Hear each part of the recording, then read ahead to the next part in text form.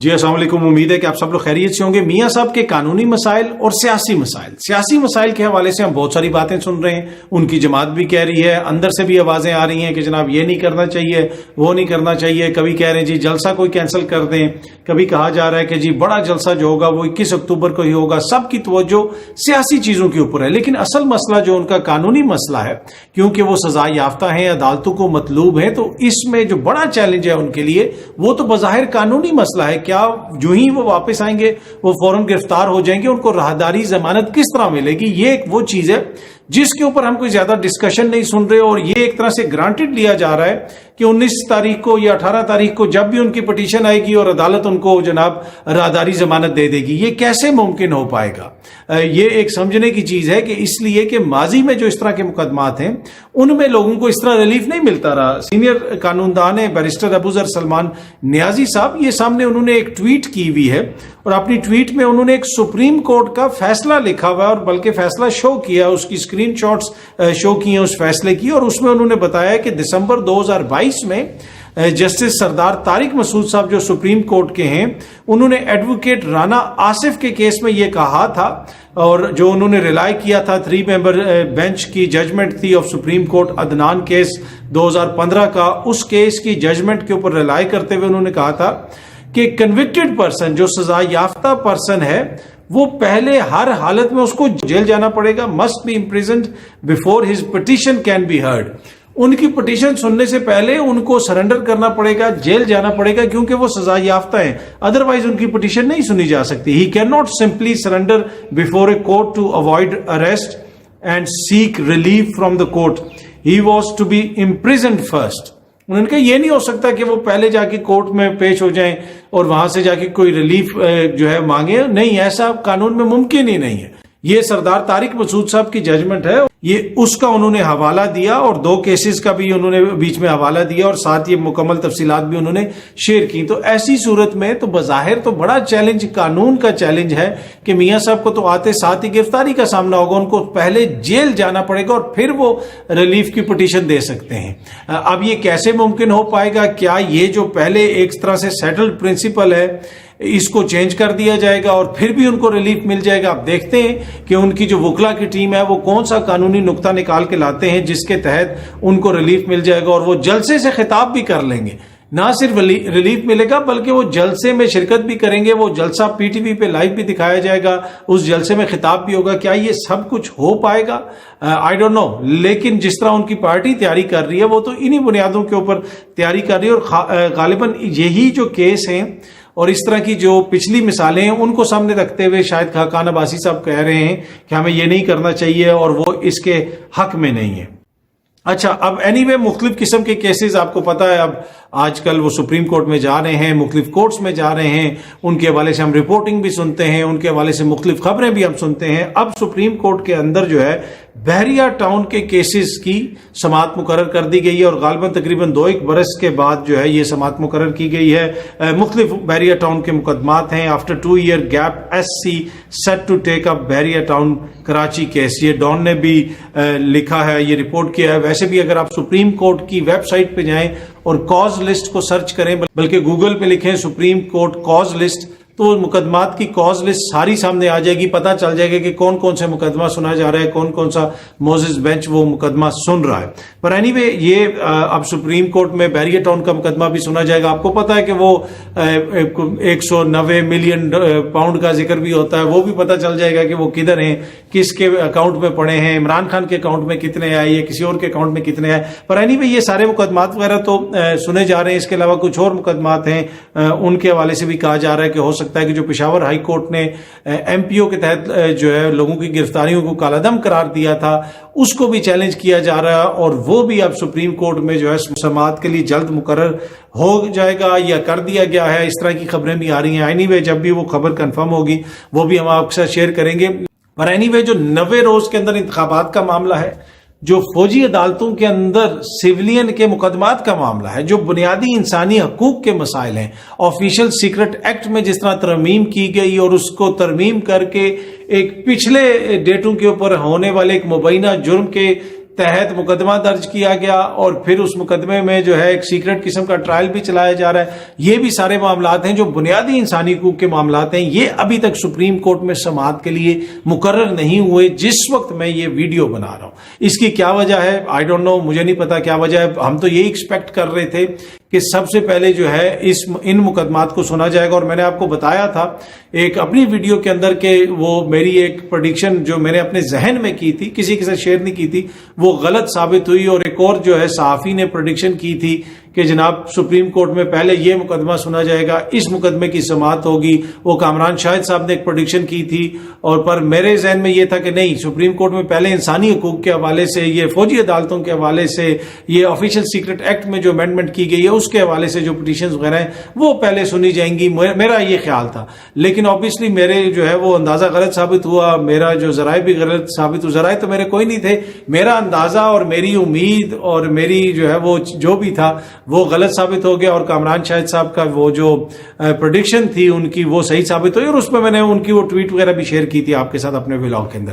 پر any way اب بھی میں یہ سمجھ رہا تھا کہ یہ جو پریکٹس اینڈ پروسیجر ایکٹ ہے اس کے حوالے سے جو مقدمہ چلا, اور اس کے بعد جو ہے میں یہ سمجھ رہا تھا, میرے ذہن میں یہ تھا, اگین وہ ہوتا ہے کہ اپنی جو ہے وہ غلط ثابت جب بندہ ہوتا ہے تو اس پہ بندے کو شرمندگی بھی ہوتی ہے, پر مان لینا چاہیے کہ بھائی آپ اتنے کوئی نہیں ہے کہ آپ ساری چیزوں کو سمجھتے ہیں. تو میں نے اپنی محدود عقل میں یہ سمجھا کہ شاید پہلے وہ جو انسانی حقوق سے ریلیٹڈ چیزیں ہیں, جو بنیادی چیزیں ہیں, جو آئین سے متعلق چیزیں ہیں, آئین سے متعلق میری مراد ہے کہ جو 90 روز کے اندر انتخابات ہونے تھے وہ نہیں ہوئے, ماضی کے اندر جو فیصلے آ چکے ہیں ان کے حوالے سے ان کے اوپر عمل درآمد نہیں ہوا, شاید ان چیزوں کو ٹیک اپ کیا جائے, پر ایسا نہیں ہوا.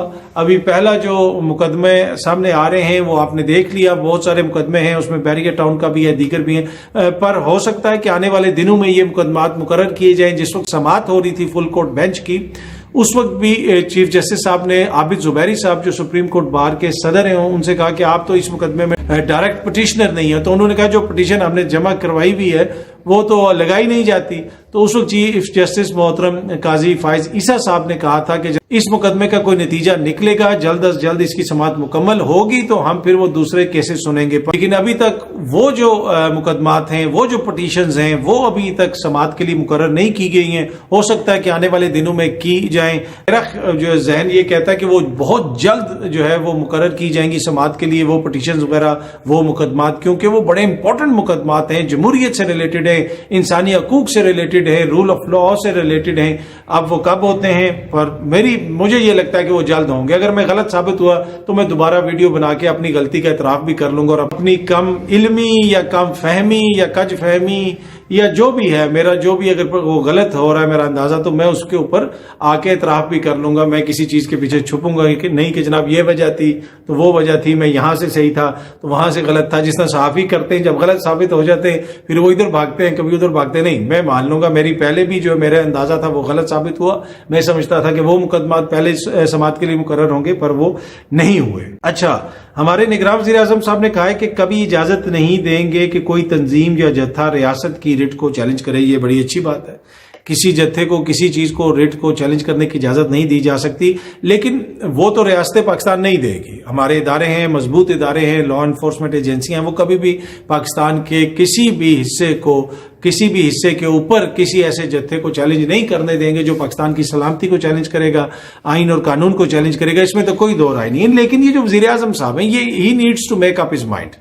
یہ کچھ دن پہلے یہ بیان دے رہے ہیں کہ پاکستان کی نہ سوشل سپیس محفوظ ہے, نہ جناب فزیکل سپیس محفوظ ہے, نہ ڈیجیٹل سپیس محفوظ ہے.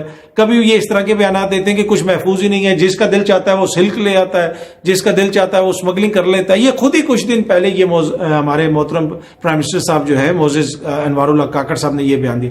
اب وہ یہ بیان دے رہے ہیں. یا تو یہ کوئی اپنا مائنڈ میک اپ کر لیں کہ اصل چیز ہے کیا, کہ یا تو آپ نے کسی کو چیلنج نہیں کرنے دینا, یا پہلے ہی غیر محفوظ ہیں, یا پھر آپ کچھ دنوں کے لیے بریک لے لیں اور اس طرح کے زیادہ بیانات نہ دیں. جس کام کے لیے آپ آئے ہیں, جو آپ کا کام ہے, اس کام پہ توجہ دیں.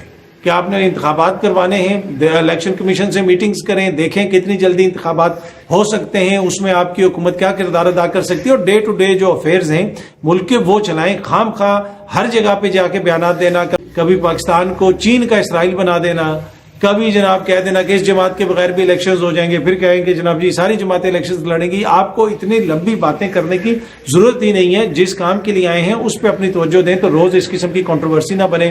اب ایک اور نگراں وزیر ہیں وشال ملک صاحبہ، انہوں نے کہا کہ میرے پاس 22 کروڑ عوام کا مینڈیٹ ہے. وہ سوشل میڈیا پہ عوام اس پہ بحث کر رہی ہے. میرے خیال میں وہ یہ کہنا یہ چاہ رہی تھی کہ میرے سامنے جو ہے 22 کروڑ عوام کے جو بھی ہیں، جتنے بھی عوام ہیں، وہ سب میرے لیے ان کے جو حقوق ہیں وہ امپورٹنس رکھتے ہیں، وہ سب میرے لیے ایک جیسے ہیں. لیکن وہ کہہ یہ گئیں کہ میرے پاس جو ہے 22 کروڑ عوام کا مینڈیٹ ہے.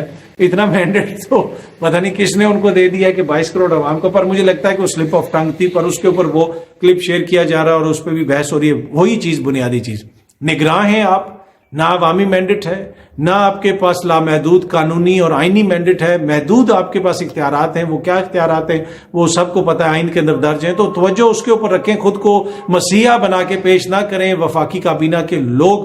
تو وہ میرے خیال میں بہتر ہوگا ان کے لیے بھی. اور روز اس قسم کی چیزیں جو ہیں وہ سوشل میڈیا کے اوپر اور میڈیا کے اوپر ان کے اوپر بحث نہیں ہو رہی ہوگی کہ جناب اب یہ کہہ دیا، اب وہ کہہ دیا. اچھا، اب جو نیب کے معاملات ہیں، نیب کے حوالے سے کہا جا رہا تھا کہ جناب اب نیب جو ہے وہ ختم ہو جائے گا، یہ ہو جائے گا، وہ ہو جائے گا. اور کچھ لوگوں کے، کچھ سیاسی جماعتوں کے تحفظات بھی سامنے آ رہے ہیں کہ جناب بڑا مسئلہ بن رہا ہے، یہ کیا جا رہا ہے، ہمیں لیول پلینگ فیلڈ نہیں دی جا رہی، ان کو دی جا رہی ہے. لوگ نیب کے عدالتوں میں بھی پیش ہونا شروع ہو گئے ہیں. اب خبر یہ ہے کہ نیب کے اندر فوجی افسران کو انڈکٹ کیا جا رہا ہے اور انڈکٹ کر کے وہ وہاں پہ اپنی ڈیوٹیز دیں گے. اس میں مختلف بریگیڈیئر لیول تک کے افسران کو جو ہے وہاں پہ بھیجا جا رہا ہے. ڈان کی یہ خبر ہے، بڑی تفصیلی یہ خبر ہے.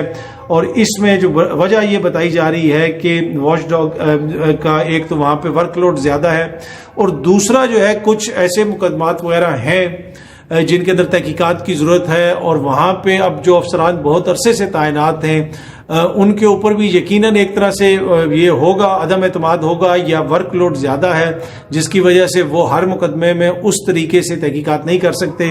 اب بہت سارے جو اہم مقدمات ہیں ان کی تحقیقات کے لیے یہ افسران کو انڈکٹ کیا جا رہا ہے، وہ اوور سی کریں گے. اب دیکھتے ہیں آگے چیزیں کس طرف جاتی ہیں، کس معزز لیڈر کی کیا چیز نکلتی ہے نیب کے اندر سے. تو یہ ایک بڑی خبر ہے کہ حاضر سروس فوجی افسران کو جناب انڈکٹ کیا جا رہا ہے نیب کے اندر. اس سے پہلے نادرا کے چیئرمین کو بھی لگایا گیا ہے، وہ بھی ایک حاضر سروس فوجی افسر ہیں. اور ڈان کی یہ خبر کے مطابق ایک کوئی بریگیڈیئر محمود خالد صاحب ہیں جن کا تعلق انفینٹری سے ہے، ان کو نیب میں ڈال دیا گیا ہے. اور اوبیسلی ان کی اس میں کوئی نہ کوئی ایکسپرٹیز ہوں گی، تو اس لیے ادارے نے ان کو بھیجا، اس لیے کہ ادارے کے اندر بھی احتساب کا عمل ہوتا ہے، تحقیقات ہوتی ہیں، یہ ساری چیزیں ہوتی ہیں، تو کوئی ان کی ایکسپرٹیز ہوں گی تو ان کو بھیجا گیا. اور کچھ اور افسران کا نام بھی ہے. تو یہ ایک بڑی پیش رفت ہے. یہ شو کرتا ہے کہ احتساب والی جو چیز ہے، وہ جو فیصل واڈا نے کہا ہے کہ جمہوریت بھی پکڑی جائے گی اگلے کچھ دنوں میں، تو لگتا یہ ہے کہ جو مختلف سندھ سے ادھر ادھر سے آوازیں آ رہی ہیں اور نیب کے حوالے سے تحفظات کا اظہار کیا جا رہا ہے، لگتا یہ ہے کہ کوئی نئی ویو چلنے والی ہے، نئے مقدمات بنیں گے، نئی چیزیں سامنے آئیں گی، جو تحقیقات ہو رہی ہیں ان کو آگے بڑھایا جائے گا. اور دوسری طرف جو نیب قوانین میں ترامیم کی گئی تھیں اس کو سپریم کورٹ نے کالعدم قرار دے دیا تھا، کافی اس میں سے ترامیم کو اب اس کو بھی چیلنج کر دیا گیا. اب دیکھتے ہیں کہ اس کا کیا فیصلہ آتا ہے. جو بھی ڈیٹیلز ہوں گی کوشش ہوگی کہ آپ سے شیئر کی جائیں. بہت جلدی آپ سے دوبارہ ملاقات ہوگی. Thank you very much.